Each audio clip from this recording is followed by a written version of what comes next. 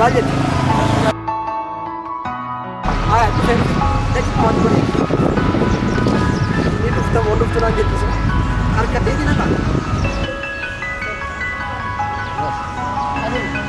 Eenyu si jala deemu? Maali mataa? Moosi dhufan. Reefu eenyu ni jette galgala raasaa sagal fakkaata. Eenyu fa'aa turaan booraqaa irratti latta. Dhugaa kana sirraa. Akkana dhaabbatteetu dhugaa dhaabbatu Rooberti Mugaabee fakkaata. Isaan gubbaan kuniin haara itti fa'a. Siidaa miidhagina Finfinnee beeksisa fakkaata. Way akkatti fokkootti. Eenyu fakkii dhoo kanatti naa dhaggeeffadhaa haalan.